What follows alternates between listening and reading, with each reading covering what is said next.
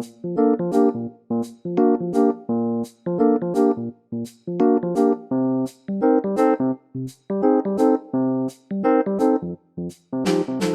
everybody. My name is Joe Wasserman. This is a continuation of the Peace is Possible series. The focus of this discussion today is the danger of nuclear weapons. The world has come too close too many times to nuclear war, and we need to be able to look this in the face. There's a tendency to, maybe we're all in different levels of denial about what the world is facing, and the mass media is not covering this, but the world has come too close too many times. We saw this in the Cuban Missile Crisis, and we saw this during the Reagan military buildup. There were some close calls. We need to take action to reduce the threat of nuclear war. And we'll be talking about this today. My co-host today is Dr. Ira Helfand. He is a member of the International Campaign to Abolish Nuclear Weapons. It's called ICAN. And is a co-founder and past president of Physicians for Social Responsibility, which is a U.S. affiliate of the International Physicians for the Prevention of Nuclear War. He was once introduced as the quietest, scariest person on the planet, and as he was about to speak on the consequences of nuclear war.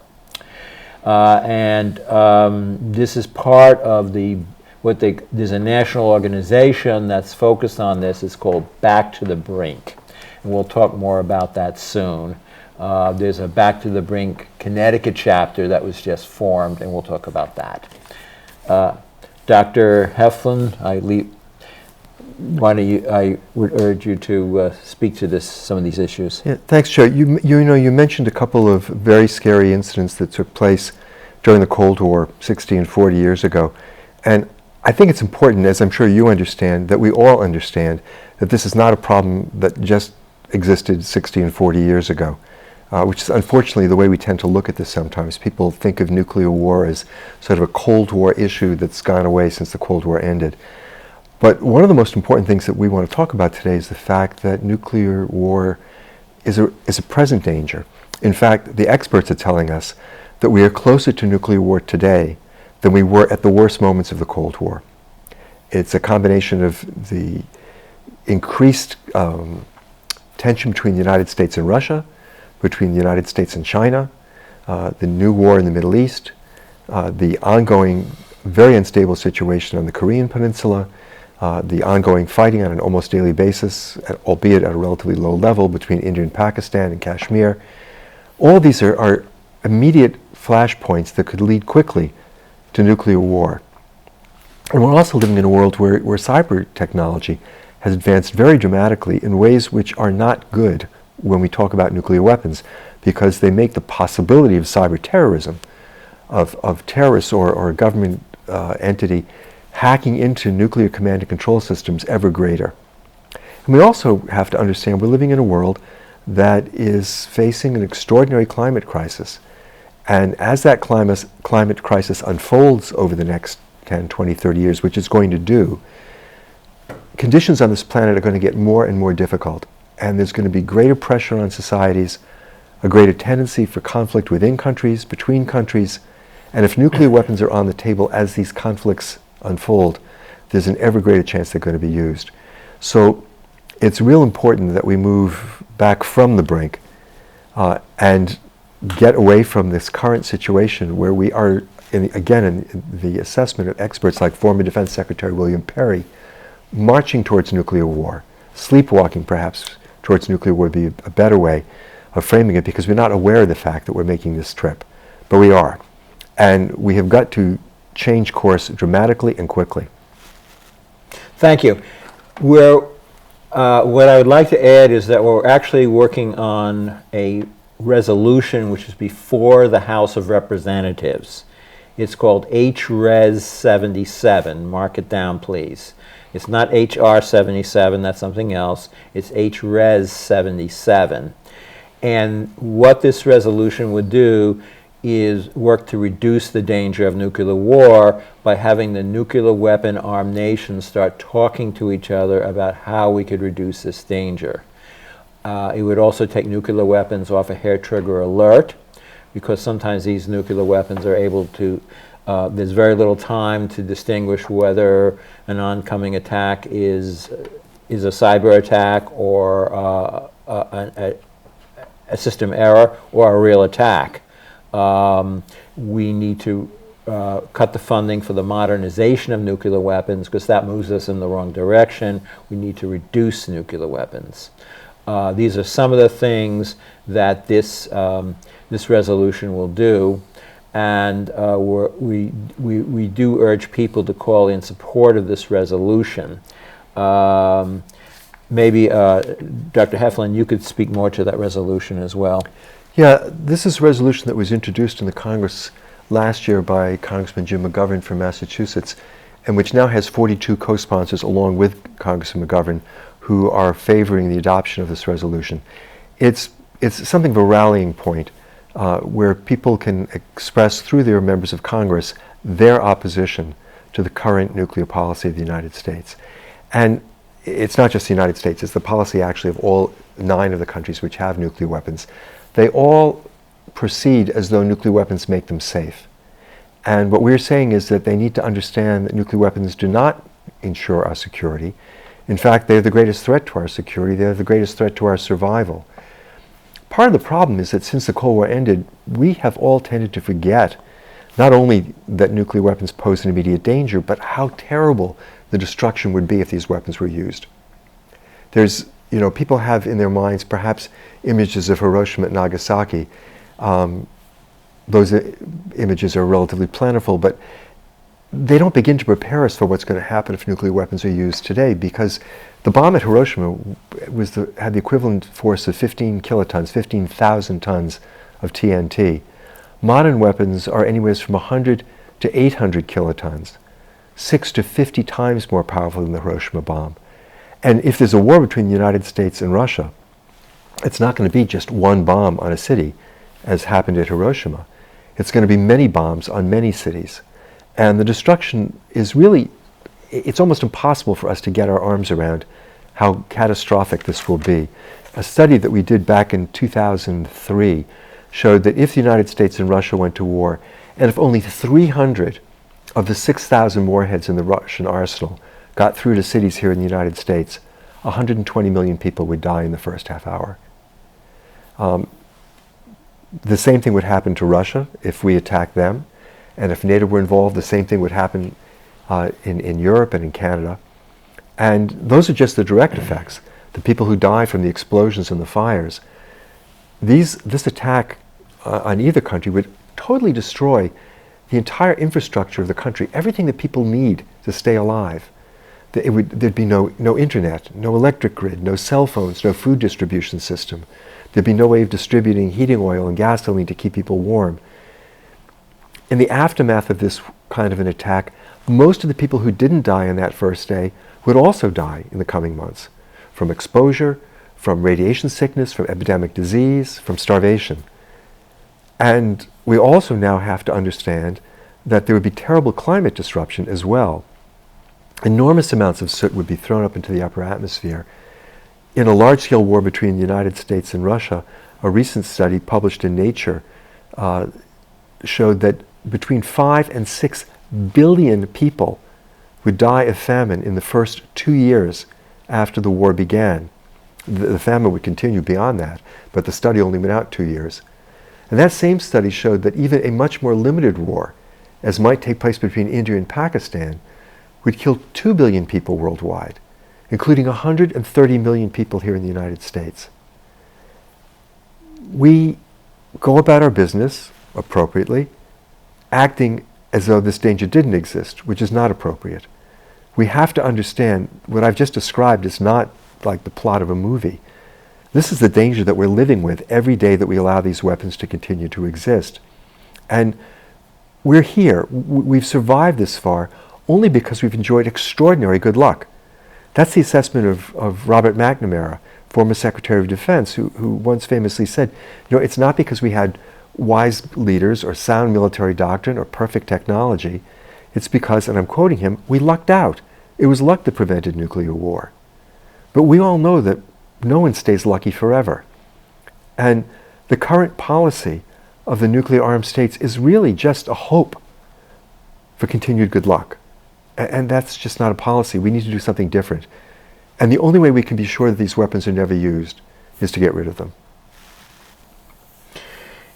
Yes, and HRES 77 is a step in that direction of moving to rid ourselves of the danger of nuclear war, which is essential. We do have something for people to do. We're asking people to call Representative John Larson's office. If you get a pen and paper, I'll repeat this later, but it's telephone number 202-225-2265, and the message to you'll get office staff. And the message is, after you give your name and address, to urge that Congressman John Larson co-sponsor HRES 77. It's HRES, not HR, HRES 77, so we could reduce the danger of nuclear war in the world. There's also, I have another number for you to get involved. If you want to get involved with Back to the Brink, Connecticut, you could reach Eric Stamm at Hope Out Loud, and that number is 860-523-4823. Get your pens ready. I'll repeat those numbers later. You could also go to the Back to the Brink preventnuclearwar.org to get more information as well about the resolution and about the work Back to the Brink is doing. Peace is possible if we get involved, if we get organized, and we make sure that Congress hears from us that this insane policy of nuclear weapon buildup and war does not make sense. Back from the Brink is a national campaign that has mobilized people around the country. We have gotten endorsed by over 450 organizations at this point, including many of the national faith communities. We've gotten support from 70 cities and towns across the country, including some of the very largest. And we've had resolutions passed in the Maine State Senate, the Rhode Island Senate, the New Jersey Assembly, both houses of the California and Oregon legislature. There are resolutions pending before the Rhode Island House and in the Massachusetts Senate. And we're trying to build a movement that creates pressure on our leaders to rethink nuclear policy. We're not, and I want to emphasize this, calling on the United States to disarm unilaterally. HRES 77 calls on the United States to acknowledge that nuclear weapons are the greatest threat to our safety and to provide leadership by beginning negotiations with all 8 of the other nuclear-armed states for a verifiable, enforceable, time-bound agreement to eliminate their arsenals. We're looking for universal disarmament, not unilateral disarmament, and what we're asking the United States to do is to provide leadership in that process, to reach out to the other countries and make the case that the world is in terrible danger, that nuclear war could take place at any time, that if it does, it will be destructive beyond our worst imaginings, and that none of this needs to happen. That we can eliminate nuclear weapons, but we need to do it together. And the process of doing that, of sitting down and negotiating with these other countries, can be a model for the kind of cooperation that we need to foster if we're going to deal with other great global problems like the climate crisis, like the next pandemic when it happens. In the past, when people talked about nations treating each other differently, it was always phrased as sort of, well, this is the right thing to do, this is the good thing to do, this is the moral thing to do. All of that's true. But today I think we can also say this is the only thing to do, because this is a practical necessity if we're going to survive the current situation. And the negotiation for the elimination of nuclear weapons can be a real model on how countries can work together to deal with these problems. Yes, the world needs to come together. Um, if the human species is to survive at this point, given the threat of both nuclear war and the climate crisis and the epidemics that we may see in the future, it's essential that we have international cooperation.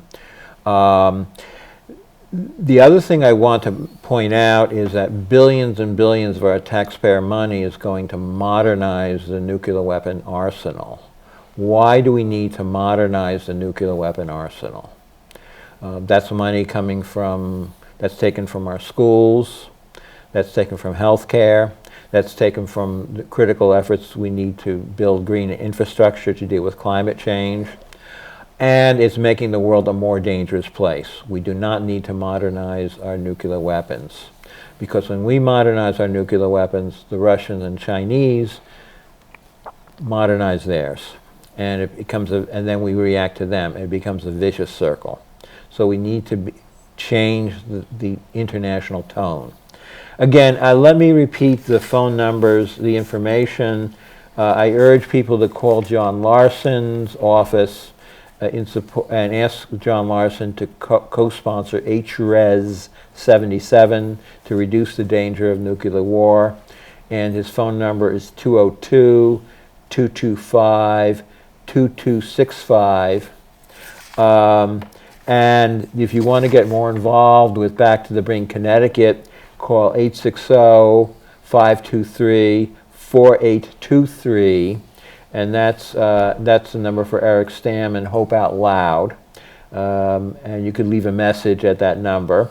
You could also go to Back to the Brink website, preventnuclearwar.org. Just put in preventnuclearwar.org, and you will get more information. What else can people do? Well, I think, one of the problems is that people look at this problem, if they look at it at all, and feel a bit overwhelmed, like, how can we possibly change this? So I think it's real important for us to remember the enormous successes we have had at times in the past. The last time things were this dangerous, when we were this close to the brink of nuclear war, was back in the early 1980s. And at that time, millions of people came together and demanded a change in nuclear policy. And the demand then wasn't that we eliminate all nuclear weapons, it was that we end the nuclear arms race. And we were successful. President Gorbachev, President Reagan, after years of saber rattling, came together and said nuclear war can never be won and must never be fought. And between 1983 and 1985, just 2 short years, there was a complete 180-degree change in the nuclear policy of both countries, and a dramatic improvement in the overall relationship between both countries. So we have been able to bring about fundamental change in the past, and we need to remember that, because we can do it again. What we're trying to do with Back from the Brink is to bring communities together to work on this problem. So individuals certainly visit our website, preventnuclearwar.org, but also think about the communities that you belong to, the faith groups, the labor unions, the professional associations, the civic associations, the social justice organizations, the climate organizations, all of them, and figure out how you can approach them and ask them to be part of this campaign. So far, at the national level, the Episcopal Church, the Presbyterian Church, the Methodist Church, the Congregational Church, the Unitarian Church, the Jewish Reconstructionist Movement, the Islamic Society of North America have all endorsed this campaign, and have many local congregations in all of these and other denominations. The Pax Christi movement within the Catholic Church has endorsed this campaign. The Sierra Club, the Natural Resources Defense Council, and other environmental groups, scientific groups like the Union of Concerned Scientists, Physicians for Social Responsibility, the Federation of American Scientists, and so on. And it is a combination of national groups like this and local groups that have made up this movement so far. So call the number, which Joe will repeat for you in just a minute, to find out how you can get involved locally.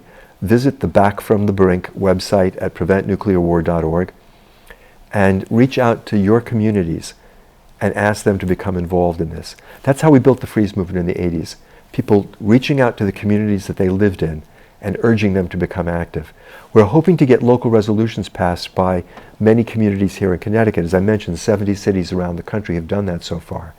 We'd like to see resolutions in as many communities here in Connecticut as possible. And that also helps to create the pressure and the forward momentum to bring about change in U.S. policy. Yes. It's critical that we get together and make our voices heard. I'm going to repeat the numbers one more time, so please get a pen and paper handy and get involved.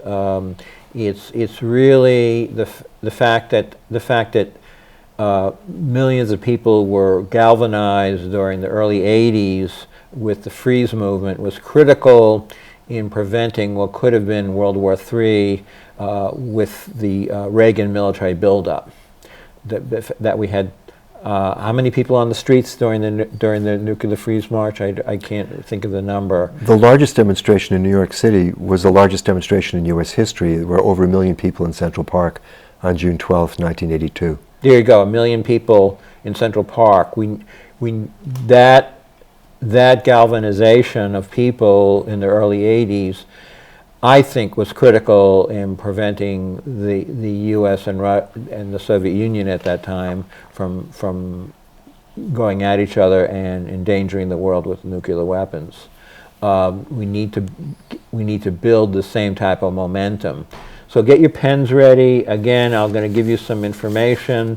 First step is to call John Larson's office and ask John Larson to co-sponsor HRES 77, not HR, but HRES 77, 202-225-2265.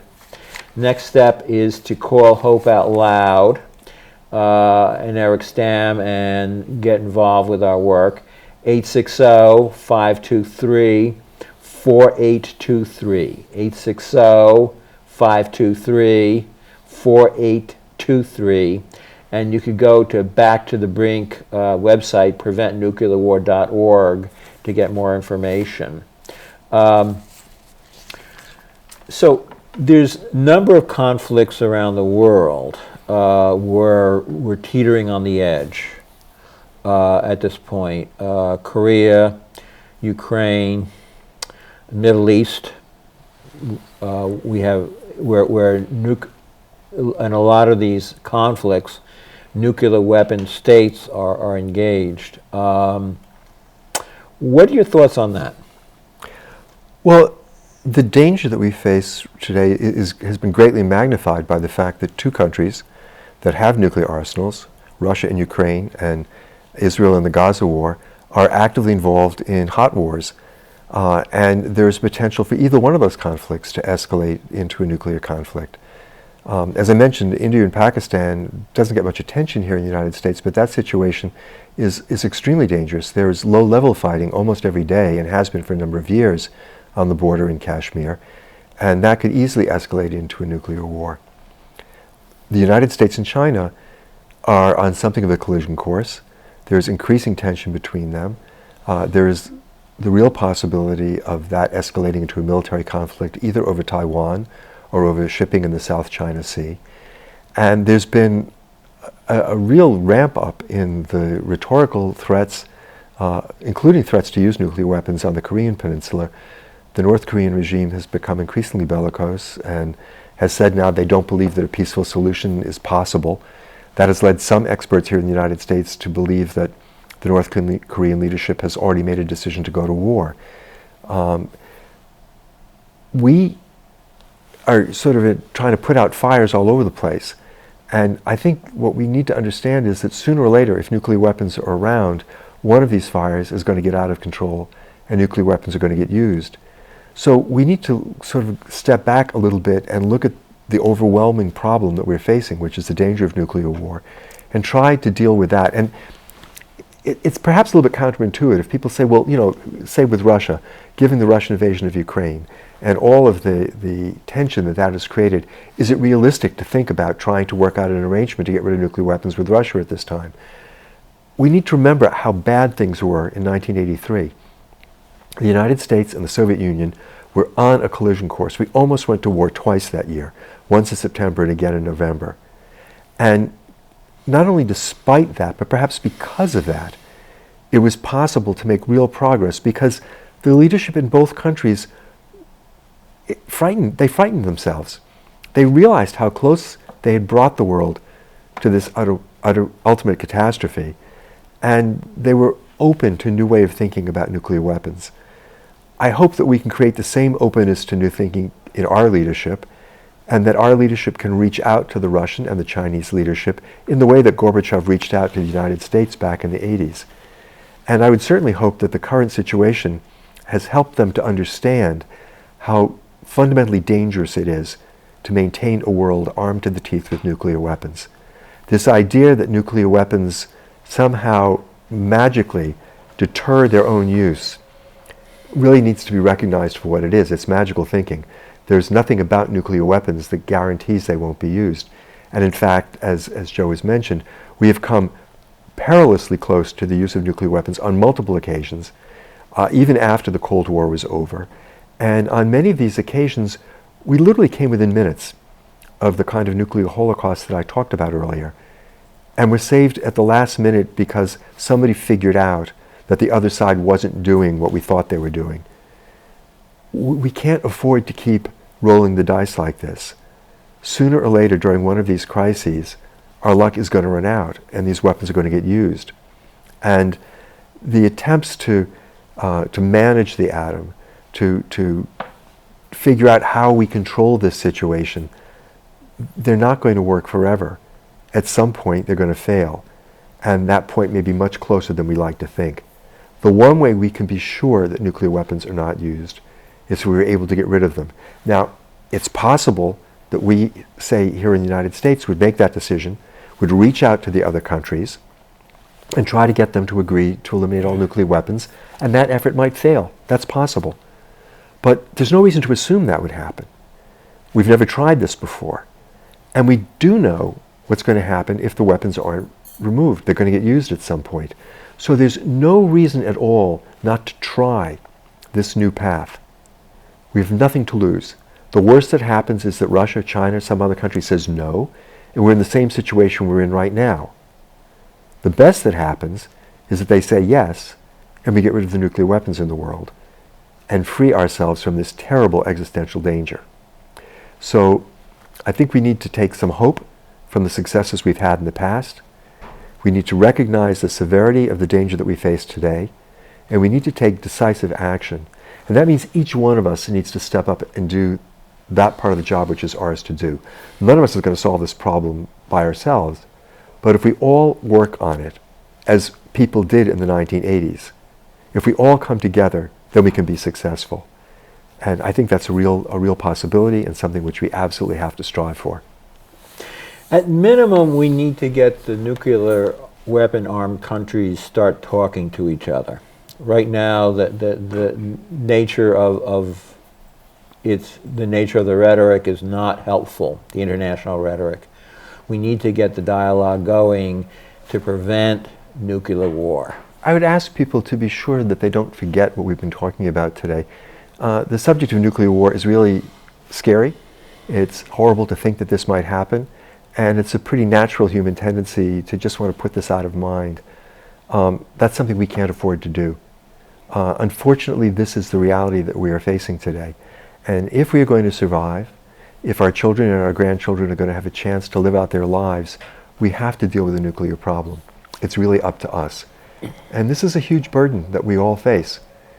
But it is also an extraordinary opportunity. Every one of us wants to do something useful with our life. We've been given the opportunity to save the world, so we really need to do that.